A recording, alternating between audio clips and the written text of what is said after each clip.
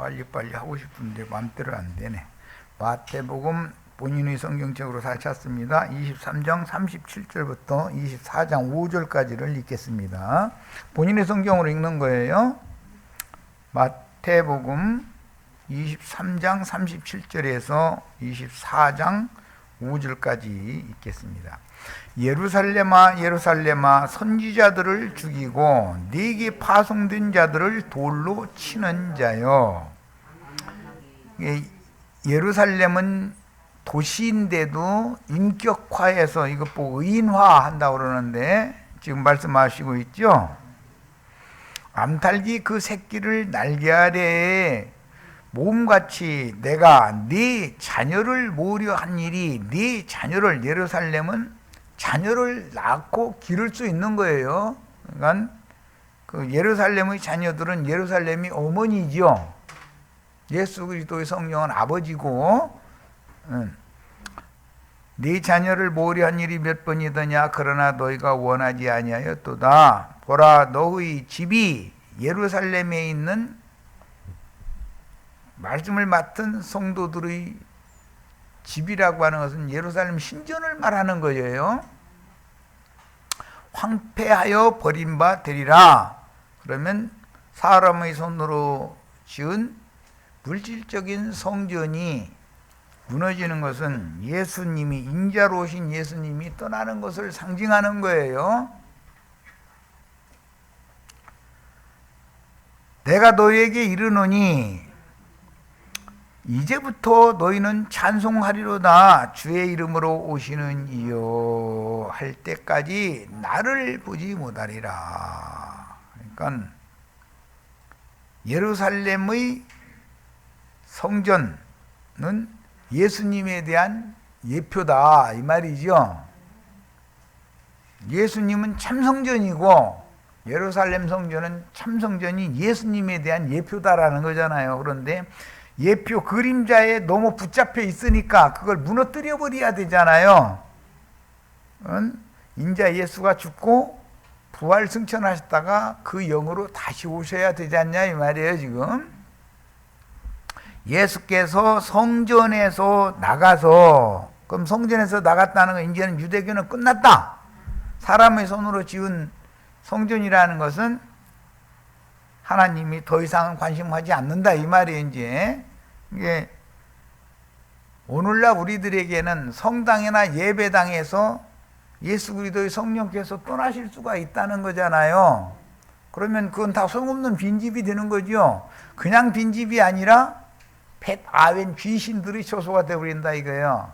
그 계시록 18장 2절로 3절에 나오죠. 큰 음녀, 큰 성 바벨론은 귀신들의 처소라고 그랬고 그 감옥이다 이거예요. 악령들이 옥이다 이거예요. 그러니까 예배당 하나 더 생기면 악령들의 옥을 하나 더 만들어 놓고 감옥 하나 더 짓고 있네 이렇게 이해하시면 되겠죠. 자,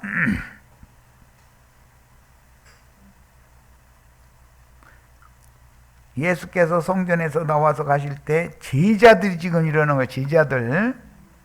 제자들이 성전 건물들을 가리켜 보이려고 나오니 대답하여 이르시되 너희가 이 모든 것을 보지 못하느냐. 이 모든 것이라는 것은 인자 예수님과 자기들 자신들을 배척하고 유대교 그 지도자들이 헌금 받아서 배불리고 부귀영화 누리고 하는 이런 모든 상황을 너희가 다 보지 않냐 이 말이잖아요. 그게 예루살렘 신전 때문에 그런 일을 그들이 할 수 있는 그 조건이 구비가 되는 거죠. 예루살렘 신전에 모이면 당연히 헌금을 가지고 모이게 마련이고 유대교 율법 대제사장이나 율법사 서기관 바리새인 이런 사람들이 유대교인들 전체한테 괴물 받게 마련이잖아요. 그럼 그런 짓을 못 하게 하려면 예루살렘 성전이 무너지면, 그리고 예루살렘에 통금령이 내려진다는 건 이스라엘 나라가 이제 멸망하는 건데, 그렇게 되면 하고 싶어도 못하는 거예요. 헌금을 아무리 하고 싶어도 제사장한테 갖다 헌금 주고 싶어도 못하는 거예요. 자, 그런 날이 반드시 온다. 계시록에는 무너졌도다 무너졌도다 큰 성 바벨론이여 하는 날이 반드시 온다는 거예요. 지금. 예. 너희가 이 모든 것을 보지 못하느냐? 내가 진실로 너희에게 이르노니 돌 하나도 돌 위에 남지 않고 다 무너뜨려지리라. 예루살렘 성과 성전을 건축한 미석들이 다 무너져 버리는 날이 온다는 거잖아요. 그건 비유죠. 돌이라는 건 사람의 심령을 말하는 건데 그들은 미석들로 장려한 하나님의 신전을 꾸며가지고 이게 하나님이 전이다 하고 생각하는 관념이 있는 거잖아요. 예수님의 영혼이 가장 아름다운 미석이죠. 예수님의 영혼과 연합되는 우리 형제 자매님들의 영혼들이 하나님 보시기엔 가장 고귀하고 아름다운 돌들이잖아요. 무슨 돌이에요? 산돌들이 되는 거예요. 보석돌들이 되는 거예요. 지금 여기 무너뜨려지는 것은 생명이 없는 돌멩이들이잖아요. 영적으로는 다 죽은 자들이 모여서 그 짓 하는 것을 상징한다 이 말이에요. 그러니까 이 앞에 뭐 석수교회라고 예배당이 있고 하여튼 눈만 돌면 복덕방보다 더 많어. 12월 24일 날부터 시작해서 정말 조화로운 날 될 때까지는 반짝반짝 전기세도 아깝지도 않은 사람들은 얼마나 그냥 반짝거리고 있는지. 우리 같으면 전기세 아까워서도 그 짓 무디어. 복덕방수보다도 더 많다는 거예요. 그게 뭐예요 지금? 그 많은 악령들이 귀신들의 감옥을 지금 거기에 만들어 놓고 있다. 여기로 다 오라 하면서 거기에 가면 배나도 지옥 자식들 만들잖아요. 사실은 어제 말씀에 욥기 6장 말씀을 나누면서 욥의 친구들을 그렇게 귀에다 대고 쳐서 막 이게 말을 하고 있는데 그게 복음이잖아요. 실제는 깨달으면 대상들의 인도자가 길 잃고 헤매고 다니면 같이 광야 사막길에서 헤매다가 광야길에 헤매다가 다 엎드러져 죽잖아요. 비유죠. 출애굽을 했지만 광야에서 엎드러져 죽는 것을 상징한다 이거예요. 왜 그러느냐? 신기루 현상을 자꾸 보는 거예요. 목사님들이 하는 말을 들어보면은 헛것이 보여. 그래가지고 죽어라고 쫓아갔는데 생명수의 물샘이 아니고 산떡을 먹여주는 영혼의 안식처가 아니고 마실 물도 없고 먹을 양식이 없는 오아시스가 아닌 그런 것을 우리 형제 자매님들 죽어라고 쫓아다니다가 이거 내가 이러다 나 죽겠네 싶어서 지금 굶어 죽지 않으려고 여기 온 거죠. 우리 구원이 보통 어마어마한 구원을 받은 거예요. 지금 거짓 선지자의 인도를 따라서 헤매다가는 광야에 엎드러져 죽게 돼 있다 이거예요. 성령의 인도를 받아야 가나안 땅에 들어가는 거예요. 이게 비유요. 이런 것이 모두. 그런데 세상 살다 보면 세상에는 맨 강도 때들 도적놈들이 득식을 그리니까 내용은 보존하겠다고 지금 죽어라고 달려간 곳이 예배당이잖아요. 그런데 거기 가니까는 배나도 지옥 자식 만들고 날마다 신기루 현상만 보여. 구원받은 줄로 믿으라는 거야. 그냥 구원받은 줄로. 그런데 실제로 내가 이래가지고 구원받을까 싶은 한번 자기 자신을 바라보면 지금 나는 구원받은 게 아닐 수도 있겠네 하고 불안하죠. 그럼 왜 그래요? 인도자가 신기루 현상만 자꾸 보여주지 오아시스가 있는 곳으로 그리스도 원천의 생명샘이신 그리스도께로 인도를 안 해주기 때문에 그러는 거잖아요. 이게 다 비유요.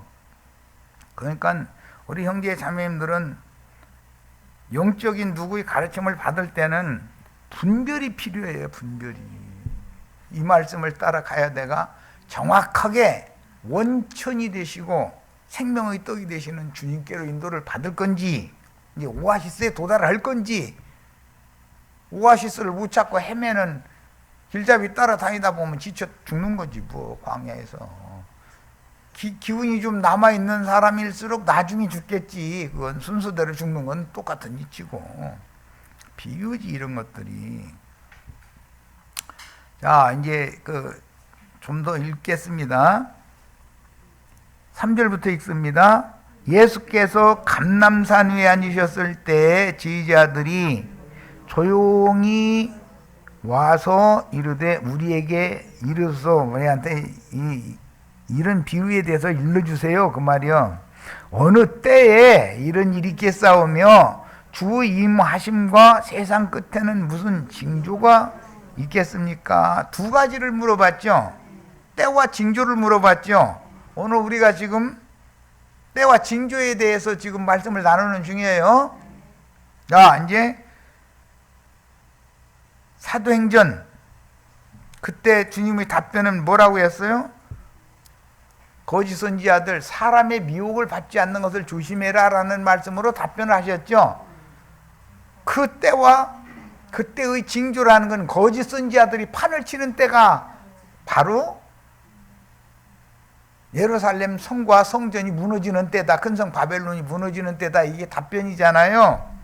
그건 뭐 이미 우리는 말씀을 하도 많이 들었으니까 충분히 아실 줄로 믿고 이제 사도행전으로 넘어가는 거예요. 1장 6절로서 8절을 읽습니다. 그들이 모였을 때, 그들은 제자들이죠. 이들은 요한복음 19장에서 초실절 주님의 이름으로 성령을 받은 자들이잖아요. 성령을 받은 것은 초실절이고 지금은 실제는 오순절을 바로 코앞에 둔 때를 말이야. 오순절 때를 열흘 남겨둔 때죠. 그들이 모였을 때 예수께 여쭈어 이르되 주께서 이스라엘 나라를 회복하심이 이때니까 그런 걸 보니까 사도들의 질문은 이스라엘 나라가 무너졌다, 멸망당했다라는 걸 염두에 두고 사도행전 이때 와서는 마태복음의 질문이 지금 이루어진 겁니까? 그 말과 같은 뜻이죠. 그렇게 물어보니까 주님이 답변을 하실 때 이것은 성령이 되신 주님이에요. 사도행전에서는 살려주는 영이 되어져서 재림하신 주님이죠. 이르시되 때와 시기는, 여기 시기라는 말은 기한, 절기라는 말이에요. 사시. 아버지께서 자기의 권한에 두셨으니 너희가 알 바 아니요 오직 성령이 너희에게 임하시면 너희가 권능을 받고, 그런데 한 번 성령을 받은 사람들이잖아요. 그런데 또 받아야 된다는 거잖아요. 성령을 한 번만 받으면 돼요? 두 번 받아야 돼요? 초실절만 지나면 안 되는 거죠. 오순절 성령도 또 받아야죠. 그래야 어둠과 사망 권세자인 마귀와 그 원수들을 발밑에 두고 이길 수가 있다 이거예요. 속생명을 얻는 것도 중요하지만 40일은 비유로서 40년이었었죠. 광야 40년. 연단과 시련을 거치면서 속사람이 온전케 된 사람이나 오순절 성령이 임하는 것에 대한 상징이에요. 지금 오직 성령이 너희에게 임하시면 너희가 권능을 받고 예루살렘과 온 유대와 사마리아와 땅끝까지 이르러 내 증인이 되리라. 여기 증인이라는 용어는 순교자라는 뜻을 갖고 있는 거예요. 계시록에서는 10장에서 힘센 천사가 요한에게 작은 열린 책을 줘가면서 이걸 받아 먹으라 그러고 또 보내셨죠. 백성과 열국과 방언과 임금들에게 내가 다시 나가서 예언을 하여야 하리라. 사도행전에서 나오고 계시록에 또 나오지요. 야, 자료 말씀을 이제 갑니다. 계시록에 기록된 모든 계시는 맨 처음으로 하나님께서 그 아들 예수 그리스도께 주셨는데 속히 될 일이니까 가까운 때에, 즉 마지막 사도의 죽음 너머의 신령세계에서 실현될 이스라엘의 멸망과 이방인의 때로 연결할 예루살렘 교회의 상황들에 대해서 지금 우리가 이해를 해야 된다. 사도행전 1장에서는 유대교의 끝과 신약교회의 시작을 지금 말하는 것이지만 우리는 신약교회 이방인들의 때의 끝과 인마진 12지파로 말미암는 새로운 시작이 있을 경점에 우리가 지금 있는 거지요. 그러면 두 시대를 사는 사람이 있게 돼 있죠. 대례감을 받을 자가 있고, 그런데 나는 대례감을 받는 것이 유익하다라는 걸 가르치는 거고, 노아가 심판받은 세대도 살았지만 노아 자식들과 함께 심판이 지나간 새 시대 사람들도 되잖아요. 살아서 그날을 맞았으니까. 이것이 데살로니가서에 나오기를 살아서 그날을 맞을 자들은 주 안에서 자다가 일어나서 대례감을 받을 자도 있고 티끌 가운데 도로 버려둠을 당할 자도 있지만 살아서 그날을 맞을 자 중에 마곡 백성들로 버림을 받을 자들도 있지만 그 마곡 백성들에게 인마진 12지파가 전도를 해서 제사장 나라가 회복이 되어질 때 첫 번째 주자로 이기는 자에 들어가지 못한 교회 추수에서 떨어진 이삭으로 남은 자들, 그들은 오는 세상에 살아남는다면, 짐승의 때를 몸으로 경험하게 마련이고 살아남는다면 첫 번째 어린 양의 장막에 들어가는 사람들이 될 거다, 그런 말이에요. 오는 새 세상에. 그러면 새 세상에 들어가는 것을 추구하는 것은 뭐 여호와 증인이 뭐 안식일 교인이 수두시 많잖아요. 그런데 우리는 그걸 추구하는 게 아니다 이거예요. 그 새 세상을 이루기 위해서 주와 함께 부활돼서 승천했다가 주님을 모시고 그들 새 세상의 땅의 백성들 가운데로 내려오는 지천사들이 되는 걸 추구한다. 충분히 이해하셨죠? 어차피 이렇게 되는 것이 완성인 거니까. 지금 현재는 우리가 교회 생활을 하고 있는 것은 육신을 입고 있으니까 나방이를 생각하면 돼요. 나비가 한 겨울 동안은 고치 속에 다 움츠리고 있는 것 같으죠. 그런데 속에서 군뱅이가 지금 나비로 변화되고 있는 거잖아요. 속에서는. 그래가지고 봄만 돌아오면 꼬치를 깨고 나비로 나올 거야. 시공을 초월하는 영광 중에 나타날 거다 이 말이에요. 우리는 이걸 원하는 사람들이죠. 나비가 되는 걸 원하는 사람이지 고치로 거기에 갇혀가지고서 고치 속에 갇혀가지고 다음 세상을 맞을 걸 원하는 사람들이 아니잖아요. 뭔 말인지 아셨죠? 그런데 그 나비가 되기 전에 벌레가 돼서 기어다니면서 배춧잎 뜯어먹는 그런 것은 오는 세상에 살아남는 사람들이잖아요. 우리는 그런 걸 추구하지 않는다 이거예요. 이미 그런 건 우리는 다 겪은 사람이고 이미 다 아는 사람들이다. 어떤 지체들과 본 대화를 나누면 저 사람이 지금 배추벌레래 알고 있고 저 사람이 지금 꼬치 속에 들어가지고서 변화받고 있네 이런 것도 알 수 있고, 우리는 죄와 사망의 법칙에서 생명의 성령의 법칙으로 자유를 얻은 자들이기 때문에 시골 완전히 초월하는 영을 갖고 있는 사람들이잖아요. 이러면 3단계를 다 알아야 된다 이거예요. 자, 어린 양의 보좌는 하나님께서 그 나라를 예수님께 주셨다는 뜻인데, 이건 굉장히 이건 계시록 4장 얘기할 때, 다음 집회 자료에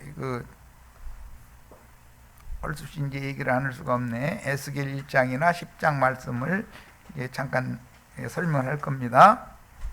짐승들의 보좌는 용이 그 짐승 나라인 적그리스도의 세상 나라를 주었다는 뜻인데, 그럼 세속 교계에서 교권을 행사하는 자들은 지금 오른손에 짐승표를 받아가지고서 휘두른다는 뜻이잖아요.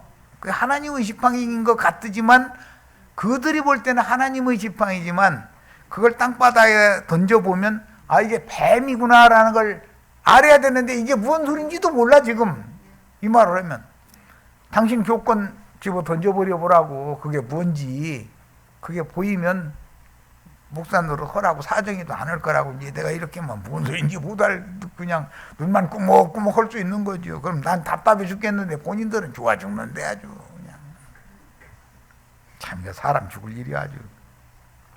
결국은 적그리스도의 두 체제인 정치적인 세상 나라의 정권과 종교적인 세상 나라의 교권은 다 무너지기 마련이고 파해지기 마련이다, 이 말이에요. 하나님이 원하는 대로 가장 합당한 사람들인 하나님의 사람들, 즉 주의 증인들에게 새로 세운 주님의 나라를 유업으로 상속해 주는 것이 우리의 영원한 기업을 얻는 문제다. 지금 예수님과 함께 부활 승천했다가 주님 재림하실 때, 오순절 때 함께 온 시천사들은 이와 같은 허다한 믿음의 증인들이 우리와 함께 계시죠. 우리들 각자의 머리에 계시잖아요. 우리들도 오는 세상에 시천사들이 되어져서 주님을 모시고 오는 세상에 다시 내려와서 오는 세상의 우편 양들을 우리 기업으로 각자의 분량에 맞춰서 주님이 주실 거다, 이 말이에요. 기업을 얻는 건 땅의 사람들의 신앙의 상태를 말하는 거죠. 얼마나 깨닫고 얼마나 밝으냐, 이 밝은 정도대로 영광을 얻는 거니까.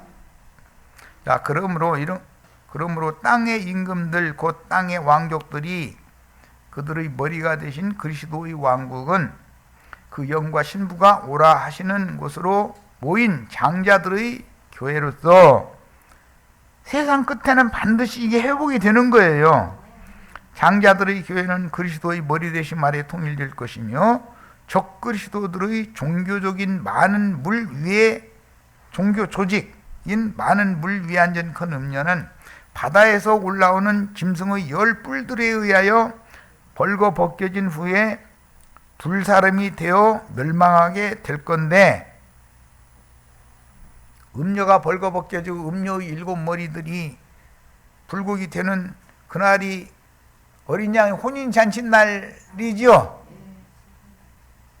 물론 최후로 정치적인 세상 나라인 바다에는 불심판이 이어서 집행이 되는데, 항상 하나님의 심판은 자기 집에서부터 시작하죠. 교회부터 심판이 시작되는 거예요. 이걸 알아야 돼. 그 당시에 바다 짐승들은 로마의 황제들이었으며, 땅에서 올라오는 짐승들은 로마교의 교황들인데, 주님이 세우신 교회는, 오늘날 바다에서 올라오는 짐승은 뭐 트럼프, 시진핑 내가 가끔 얘기하는데 그런 사람들이잖아요. 주님이 세운 교회는 로마교와 개신교를 통해서 박해를 당하므로 그들은 살인하는 교를 믿는 거죠. 로마교가 2차 대전에 죽은 수보다 더 많은 수를 죽였다는 거예요.